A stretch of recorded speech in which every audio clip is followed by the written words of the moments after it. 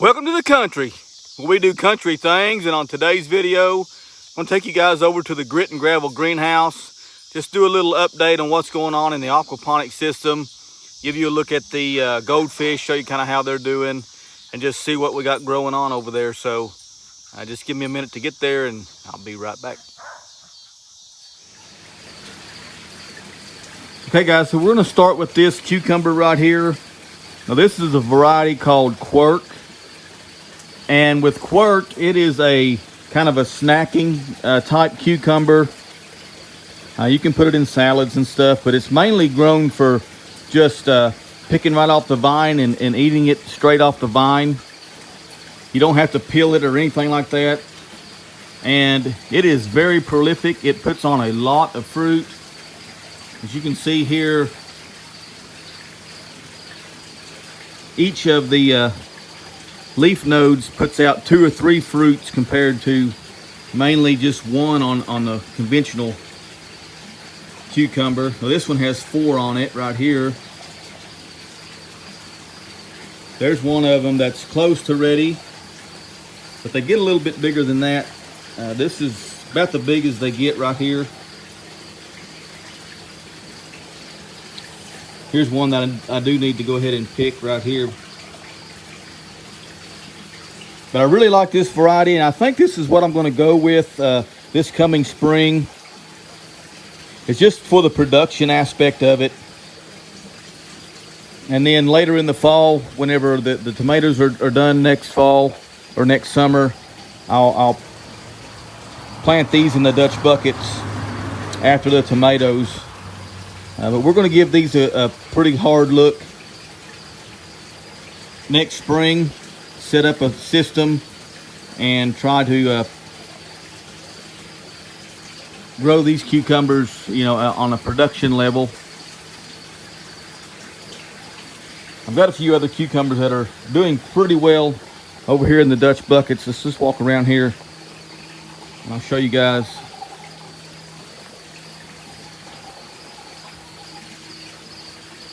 One thing that I didn't mention, we'll stop right here at the okra here. One thing that I didn't mention to you guys, if you don't like okra, or the okra themselves, so I have one right here that's flowering. If you don't like the okra themselves, the flowers are 100% edible, just like the okra plant or the okra fruit. You can put these okra flowers in a salad or whatever. You can eat them straight off the plant like this. So I just peel back that green outer layer, and then you can just eat this right down to the stalk, and it tastes just like the okra, really. Of course, it's a lot more tender. It's really good. This really do well in a salad.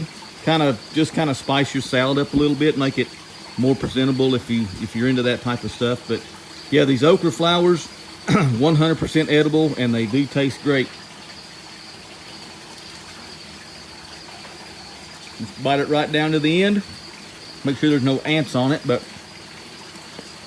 yeah, so I thought I'd mention that on the okra for you real quick.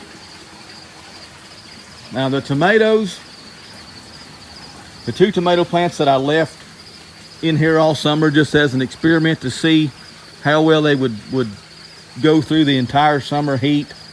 They're still giving us fruits. You can see there's tomatoes all over it. They're ripe, ready. I just wanted to leave a few in here just to have some snacking tomatoes throughout the summer. And it's doing okay. There's all kinds of fruits now setting since the weather's cooling off. We're getting a lot more fruits to set actually on these flowers, and we're getting some new growth on this thing. So really happy about that. The okra over here, that's in the big gravel grow bed here, is just still doing amazing. Here's one right here with the tops. This has got to be picked today. 1, 2, 3, 4, 5. There's one that's flowering. It's going to be 6. 7, 8, 9.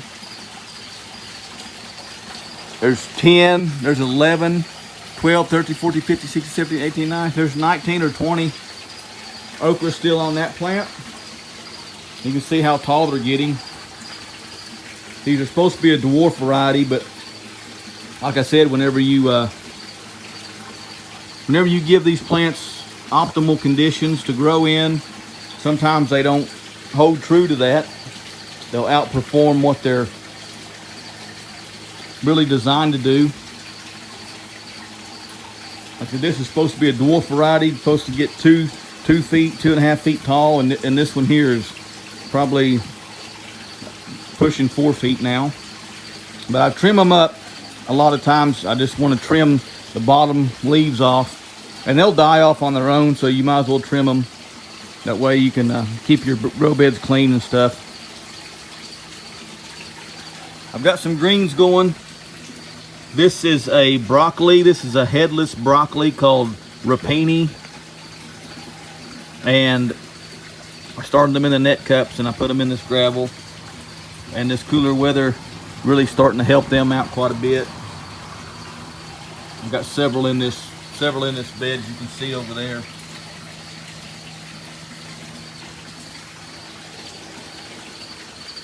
Here's another bed of the rapini, the headless broccoli. Most of them did okay. I think there's one there that didn't make it, probably got ate off by a grasshopper. And here's one of the cucumber plants that really done well. I don't know why specifically this one did as well as it did, you know, compared to the others. But we'll start down here. Just look at how well the leaves look. The no deficiencies that I can see. Here's several cucumbers on it. 1, 2, 3, 4, 5, 6, 7, 8, 9, 10. You know, every leaf node has a cucumber, and it goes all the way up, and I had to start training it around to go back to the north because it's already hit the top of the greenhouse. So the trade-off with the variety, the quirk that I showed you over there versus this variety, which this is, I can't remember the name of this variety. I'll remember it here in a minute, but this variety has larger cucumbers on it, but it only has 1 cucumber per leaf node compared to the quirk that's going to have 4, sometimes more. So you're getting quadruple the production. Even though you're getting a little bit smaller cucumber, you're getting quadruple the production on that variety. So I think that's why I want to go with that variety. And you can pick these cucumbers, you know, anytime.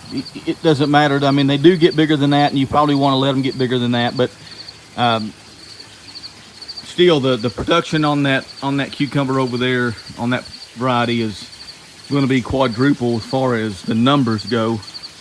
And I think that's a good pick for a production system like the one I'm going to be building next year. This one here is doing really well. Got a lot of flowers on it. And then the one on the end here, I didn't trim it like I needed to, and it's kind of bushed out. Really better if you trim the side shoots off, trim those suckers, and have them go up a single leader. It just makes for a neater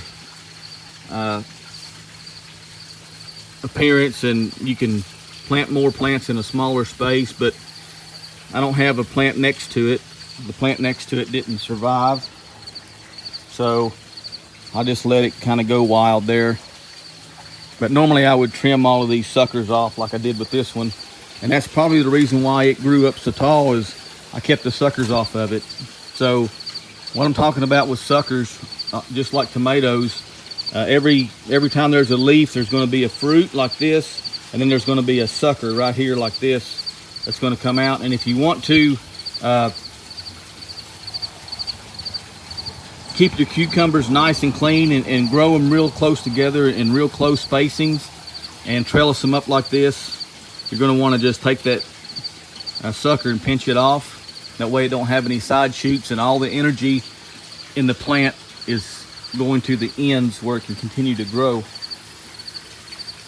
I do have one little volunteer tomato right here. I don't know what it is. I'm just going to let it grow here. It's probably not going to do much, seeing it's already the middle of September. Probably not going to get nothing out of it, but it ain't going to hurt nothing.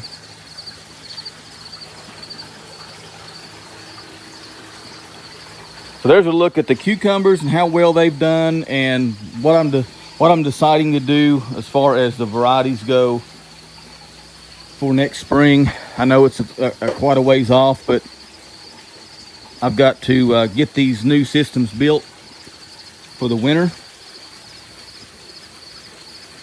And be spending all winter building out these new systems and getting ready for next spring's production system. The grasshoppers here are still pretty bad, and we got to do something about keeping the grasshoppers out of here next year.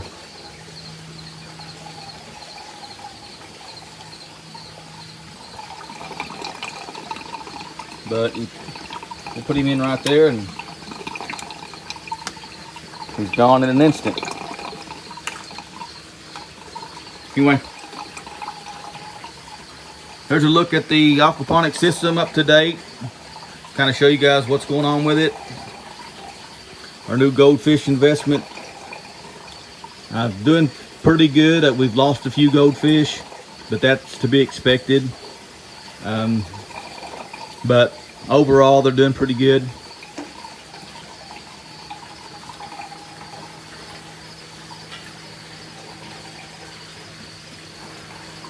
Appreciate you guys watching, and we'll be back.